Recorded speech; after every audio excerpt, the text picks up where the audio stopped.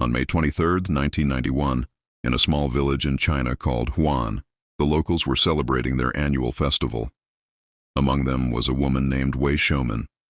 That morning, she got dressed, ate her breakfast, and took her 4-year-old son with her on a bicycle to the town center to enjoy the festivities. Before leaving, she told her daughter to stay home and keep an eye on the house. As night fell and Wei hadn't returned, her husband Cao Qingchun became worried. He asked his daughter where her mother and brother were. She said they left in the morning and hadn't come back. Concerned, Cao borrowed a bike, called his brother, and together they began searching the village and festival grounds late into the night. Unable to find them, they decided to search the nearby countryside with handheld flashlights. They split up to cover more ground. Cao headed toward a small lake, while his brother checked an old well house nearby.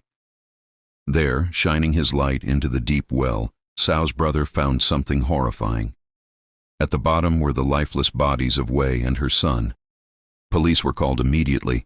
Upon retrieval, it was clear both had suffered fatal injuries. The child was still dressed, but Wei was not, and her clothes were found discarded in the well. The police discovered signs of a struggle, drag marks in a nearby wheat field, strands of hair, and a shoe that matched Wei's. All signs pointed to her being dragged across the field to the well. Witnesses in the area reported seeing a suspicious bald man around that time and location. Investigators believed the crime had been committed in a very short time. The suspect even dumped her bicycle into a nearby lake to cover his tracks.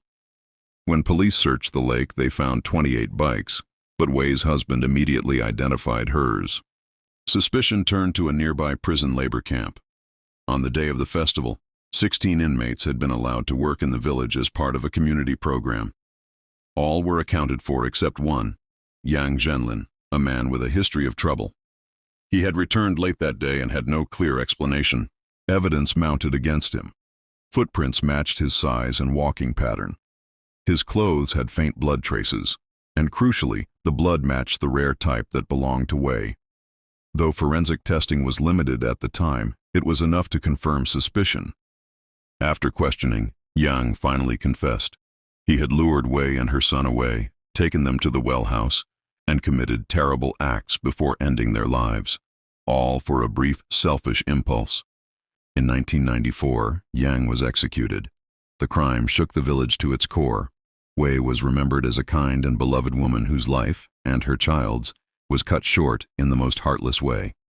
The storyteller closes with a reminder: always let someone know where you're going, never walk alone when you don't have to, and always be aware of your surroundings. Evil doesn't always